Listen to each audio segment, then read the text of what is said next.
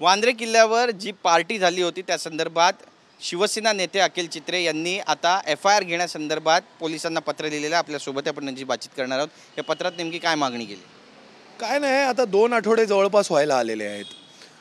राज्याचे माननीय मुख्यमंत्री महोदयाने आपल्याच माध्यमातून सगळ्या न्यूज चॅनलच्या माध्यमातून हे सांगितलं होतं की जर परवानगी दिली असेल तर एक्साइज डिपार्टमेंटच्या अधिकाऱ्यांवर कारवाई केली जाईल आणि जर दिली नसेल तर संबंधितांवर कारवाई केली जाईल। त्याच प्रकारे त्याचीच ओढून एका प्रेस कॉन्फरन्समध्ये आशिष शेलारजींनी अत्यंत ठामपणे असं सांगितलं की त्यांच्यावरती कारवाई करायलाच हवे, झालीच पाहिजे, असं काय काय काय काय म्हणाले।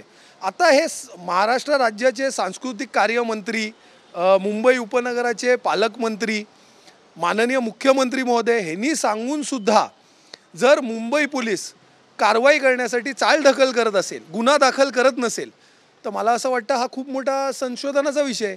म्हणून मी आज मुंबई पोलिसांना पत्र लिहित आहे की इतके 2 महत्त्वाचे मंत्री आपल्याला निर्देश देऊन सुद्धा आपण जर कारवाई करत नसाल तर ह्याच्यावरती नक्की कोणाचा तुमच्यावर दबाव आहे? ह्यांच्यापेक्षा महत्त्वाचं दुसरं कोण राज्यात आहे का? कोणाचा दबाव आहे तुमच्यावर? का तुम्ही दारू पार्टी करणाऱ्यांवर कारवाई करण्यासाठी चालढकल करत आहात? नक्कीच केंद्रीय मंत्री आहे, केंद्रीय विज्ञान आणि तंत्रज्ञान मंत्री जितेंद्र सिंह, त्यांचं विधान सध्या चर्चेमध्ये आहे आणि त्यांनी म्हटलंय की IIT बॉम्बेचं नाव IIT मुंबई झालं नाही, यासाठी मी देवाचे आभार मानतो।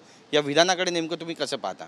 काय माहिती आहे का, ज्या मुंबई महानगरपालिकेवरती भारतीय जनता पार्टीचा जो डोळा लागलेला आहे ना, तो भारतीय जनता पार्टीचे हे जितेंद्र सिंह, मला वाटतं हे महाभाग त्यांच्याच पक्षाचे आहेत ना, हे ना एक लक्षात घ्यायला पाहिजे की मुंबई महानगरपालिका आहे, बॉम्बे म्युनिसिपल कॉर्पोरेशन नाही आहे। मग त्यांना मुंबई महानगरपालिकेवर सत्ता काबीज करायची आहे ना, ह्यांचे मनसुबे काय आहेत हे मुंबईकरांनी आणि मराठी माणसांनी आता लक्षात घ्यावं। हे ना जे काय ह्यांचे मनसुबे आहेत ना, हे वारंवार उफाळून येतात त्यांच्याकडनं।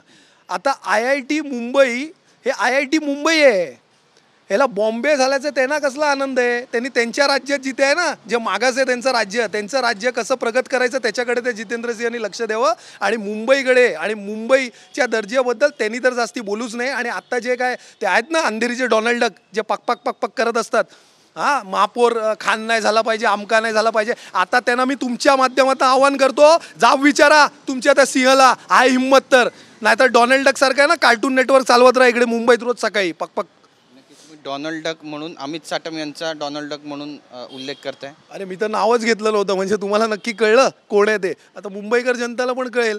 आता जे कोण डोनाल्ड डक आहे त्यांनी त्याचं उत्तर द्यावं। जर त्यांना ते डोनाल्ड डक आहे तुम्हाला वाटलं तसं त्यांना वाटत असेल, पक कोण करतं, कोण म्हणतं की मुंबईचं महापौर अमकाच झाला पाहिजे, तमकाच झाला पाहिजे, आणि स्वतःचे हे जे काही चाळे चालू आहेत मुंबईवर हे आधी त्यांनी थांबवावे। नक्कीच पुढची नेमकी भूमिका कशी असेल? महानगरपालिका निवडणूक आहेत, शिवसेनेकडून काही ठरतंय आणि मनसेसोबत त्यासोबतच काँग्रेस महाविकास आघाडीचा भाग असणार, या संदर्भात काही चर्चा घडत आहेत पक्षांतर्गत? हे बघा, मुंबई महानगरपालिकेवरती गेले अनेक वर्ष शिवसेनेचा भगवा झेंडा हा डवळांनी फडकत आहे। येणाऱ्या निवडणुकीत देखील त्यांच्यात हिंमत नाही म्हणून इतके दिवस निवडणुका घेत नव्हते ना, आत्ता देखील निवडणुका घ्यायच्या आहेत तर सगळं काय म्हणतात त्यांना, रेवड्या वाटतायत, काय काय अजून काय काय करतायत, तरीसुद्धा त्यांना इतकी भीती आहे की वोट चोरी, वोट डिलिशन, वोट ॲडिशन हे सगळं त्यांना करावं लागतं आहे। हिंमत असेल तर फेअर पिचवर येऊन त्यांनी लढावं।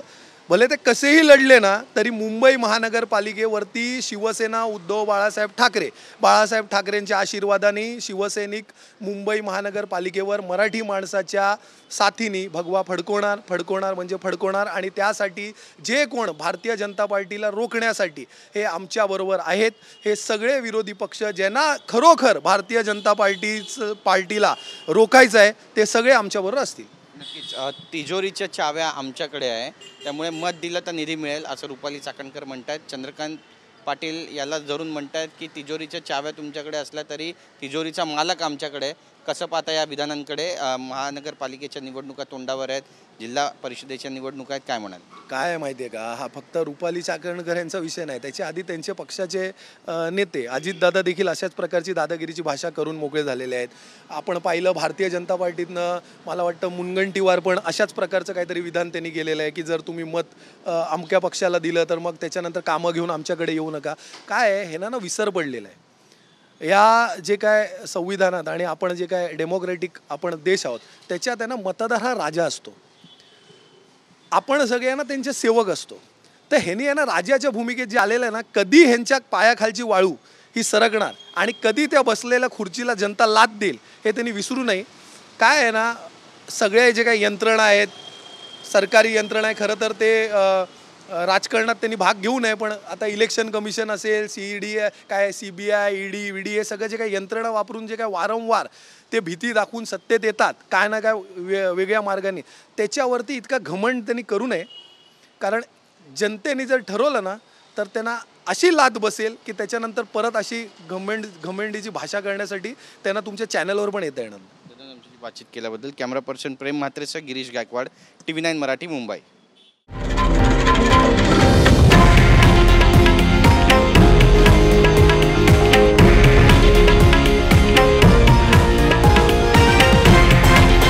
हे आहे देशातील नंबर 1 न्यूज नेटवर्क आणि आपण पाहत आहात TV9 मराठी, एकमेव.